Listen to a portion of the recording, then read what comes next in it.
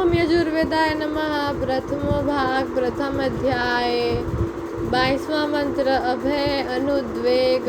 पिछले मंत्र में वर्णित यह व्यक्ति जिसका सविता देव के द्वारा ठीक परिपाक होता है, सदा निर्भय होता है, उसमें दैवी संपत्ति का विकास होता है, जिसका प्रारंभ अभयम से होता है। अतः कहते हैं कि तू डर मत। वस्तुतः जो प्रभु का भय रखता है वह संसार में अभय होकर विचरता है। प्रभु से न डरने वाला सभी से डरता है और प्रभु से डरने वाला निडर रहता है।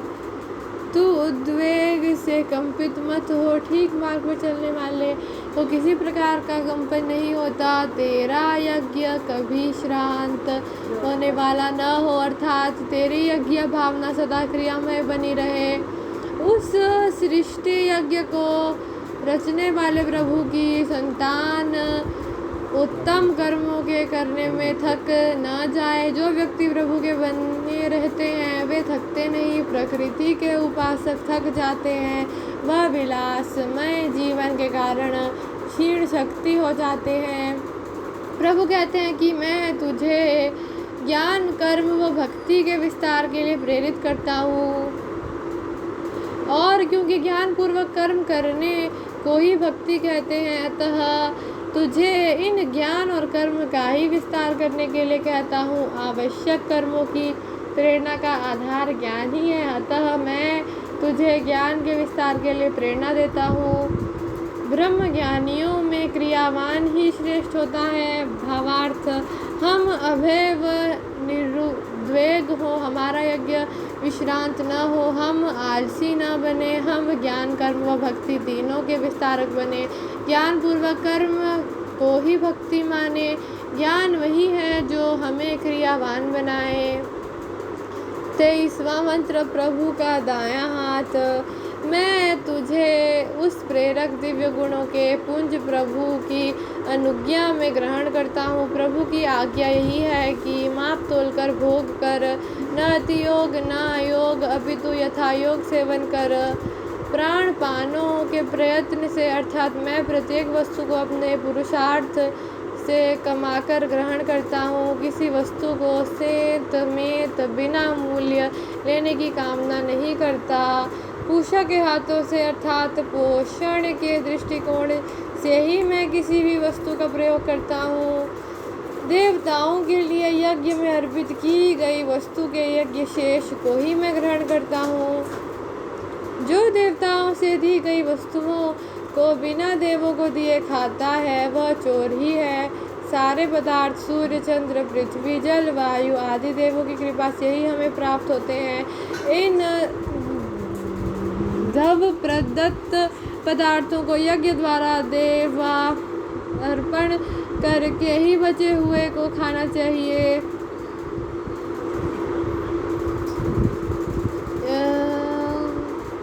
त्यक्त्येन भुञ्जीथा की भावना यही तो है।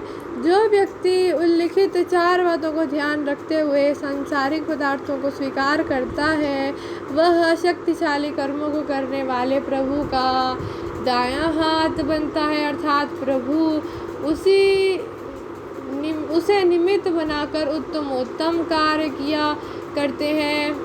ये व्यक्ति अत्यंत महान कार्यों को करते हुए दिखते हैं। हमें ये सामान्य पुरुष न लगकर मानव प्रतीत होने लगते हैं।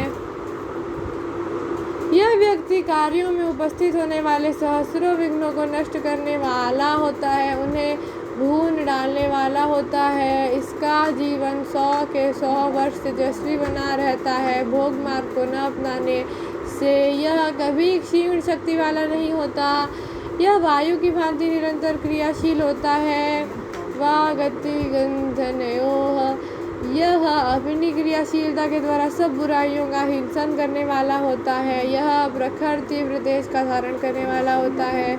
इस तेजस्विता के कारण ही तो यह सब विघ्न रूप अंधकारों को नष्ट करता हुआ अपने मार्ग पर आगे और आगे बढ़ता है। इस तेजस्विता से ही यह शत्रु का वध करने वाला होता है। द्वेष रूप शत्रु ही सर्व महान शत्रु है, और तेजस्विता के साथ इसका समानाधिकरण एक स्थान पर रहना कभी नहीं होता। जहाँ तेजस्विता है वहाँ द्वेष नहीं, जैसे जहाँ प्रकाश है वहाँ अंधकार नहीं। इसीलिए सत्य तेजा व तिग्न तेजा है, यह द्वेष को अपने से दूर करने वाला होता है। भावार्थ हम प्रयत्न करके वस्तुओं का ठीक प्रयोग करें और प्रभु का दाहिना हाथ बनने का प्रयत्न करें। परिणामतः हमें वह तेज आएगा जिसमें द्वेष आदि का सब कूड़ा करकट भस्म हो जाता है। 24वां मंत्र, सत्संग का महात्म्य। संसार की वस्तुओं का प्रयोग स्वार्थ की भावनाओं से ऊपर उठकर करना ही श्रेयस्कर है। इस स्थिति में परमास से स्वमास के संवर्धन का प्रश्न ही नहीं उठता और वनस्पतियों में भी जीव है, अतः उनके पत्रम पुष्पम फलम का प्रयोग हो सकता है, क्योंकि यह हमारे नख लोमों की भांति वनस्पतियों के मेल है। उनके मूल की हिंसा तो हिंसा ही हो जाएगी। अतः भक्त प्रार्थना करता है कि हे देवताओं के यज्ञ करने की आधारभूत पृथ्वी, मैं तेरी इन औषधियों के भी मूल को हिंसित न करूं। हाँ, जिस प्रकार मृत पशु के चमड़े आदि का प्रयोग निषिद्ध नहीं है, उसी प्रकार मृत वनस्पतियों के भी जड़ आदि का औषधियों में प्रयोग हो सकता है। इस ऊंचे दर्जे की अहिंसा की भावना हमें उत्पन्न हो सके, इसके लिए कहते हैं कि जिससे मनुष्यों के ज्ञान का वर्धन होता है, उस सत्संग को तुम प्राप्त करो। उस सत्संग को जो गौरवाणी तिष्ठति यस्मिन वेदवाणी का प्रतिष्ठा स्थान है, जिसमें सदा ज्ञान की वाणियों का प्रचार होता है। इन सत्संगों में विद्या का प्रकाश तेरे लिए ज्ञान की वर्षा करें। हम सत्संगों में जाएं और इस ज्ञान की वर्षा से आध्यात्मिक संताप को दूर करके शांति का लाभ करें। अब प्रार्थना करते हैं कि हे सविता देव, सबके प्रेरक दिव्य गुणों के पुंज प्रभु, आप हमें इस सत्संग की आधारभूत उत्कृष्ट भूमि में, पृथ्वी के प्रदेश में सैकड़ों बंधनों से बांधने की कृपा कीजिए। हमारी सत्संग की रुचि बनी ही रहे। हमारी परिस्थिति ऐसी हो कि न चाहते हुए भी हमें सत्संग में जाना ही पड़े। माता पिता की आज्ञा, अपने अध्यक्ष का आदेश, प्रधान या मंत्री आदि पदों का बंधन और इसी प्रकार की शतशः बातें हमें सत्संग में पहुंचने के लिए कारण बनती रहे। हे प्रभु, बस आप ऐसी ही व्यवस्था कीजिए कि जिससे हमारे सभी लोग उत्तम सत्संगति से सदा उत्तम मनों वाले बने रहे। हे प्रभु, आप ऐसी कृपा कीजिए कि जो एक व्यक्ति हम सबके साथ द्वेष करता है और परिणामतः जिसे हम अप्रिय समझते हैं, उसे भी इस उपदेश से रहित मत कीजिए। वह भी सत्संगों में होने वाले इन उपदेशों से वंचित ना हो। सत्संगों से वह भी पवित्र मन वाला होकर द्वेषादि मलों से रहित हो जाए। भावार्थ, हम इस पृथ्वी को यज्ञ करने का स्थान समझें। हम वनस्पति की भी हिंसा करने वाले ना हो। सत्संग हम पर ज्ञान की वर्षा करे। हमें सत्संग में अवश्य जाएं, इनसे तो हमारा शत्रु भी वंचित ना हो। 25वां मंत्र, स्वर पंचमः। अदान वृत्ति का दूरीकरण। सब यज्ञ दानशीलता से चलते हैं, अतः हम अदानशीलता को दूर करते हैं। सत्संग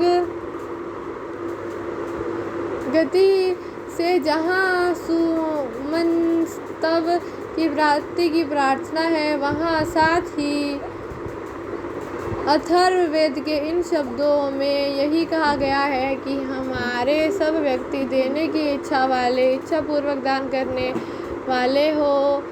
यजुर्वेद के शब्दों में खूब उत्साह से, इच्छा पूर्वक, दिल खोलकर देने वाले हो, और न देने वाले को कृपण मनोवृत्ति वाले को पृथ्वी पर होने वाले देवों द्वारा किए जाने वाले यज्ञ कर्मों से, सब भद्र पुरुषों के सामाजिक उत्सवों से दूर करता हूँ। एक प्रकार से इनका सामाजिक बहिष्कार करता हूँ। यह सामाजिक बहिष्कार संभवतः इनकी इस अदान वृत्ति को दूर करने में सहायक हो। सामाजिक बहिष्कार से भयभीत हुआ वह सत्संग में जाए। जो सत्संग वेद वाणियों के प्रचार का स्थान बनता है, वहाँ सत्संग में तेरे लिए ज्ञान का प्रकाश, ज्ञान की वर्षा करें। हे प्रेरक देव, सैकड़ों बंधनों से आप इस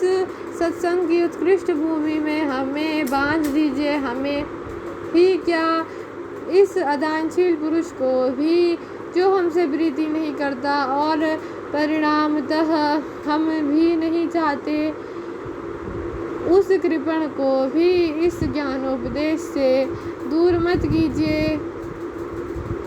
न देने वाला स्वर्ग को प्राप्त न हो। अदानशील को स्वर्ग कभी नहीं मिलता, इसका यह लोक नरक ही बना रहता है। दान ही यज्ञ की चरम सीमा है। यह दान रूप यज्ञ हमारे इस लोक को भी सुखी बनाता है और परलोक को भी। जो व्यक्ति दानशील बना रहता है वह भोग प्रवण नहीं होता। भोग प्रवण न होने से उसके शरीर में सोमकण, ड्रॉप्स ऑफ सोमा सुरक्षित रहते हैं। यह सुरक्षित सोमकण इसकी ज्ञानाग्नि के ईंधन बनते हैं। इसका ज्ञान सरोवर इन सोमकणों की सुरक्षा से सूखता नहीं। बस इस बात का ध्यान करते हुए सदा दिल खोलकर देने वाला बनना। तेरी वृत्ति भोग वृत्ति न हो जाए और ये सुरक्षित सोमकण तेरे इस मस्तिष्क रूप जुलोक को सूखने न दे। तेरा ज्ञान समुद्र सदा ज्ञान जल से परिपूर्ण रहे, इसके लिए तू सत्संग को प्राप्त कर। उस सत्संग को जो कि वेदवाणियों का स्थान है, यह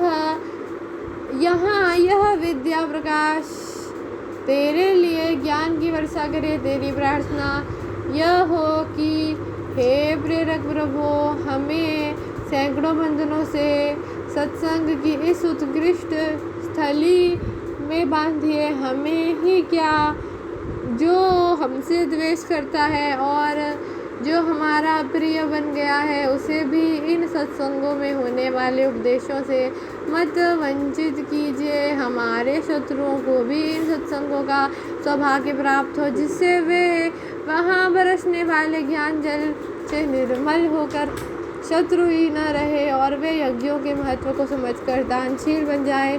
भावार्थ, कृपण का सामाजिक बहिष्कार करके उसकी अदान वृत्ति को दूर करने का प्रयत्न करना चाहिए। उसे यह समझाना चाहिए कि अदान वृत्ति का परिणाम नरक है, स्वर्ग तो यज्ञ वृत्ति से ही बनता है। ओम यजुर्वेदाय नमः।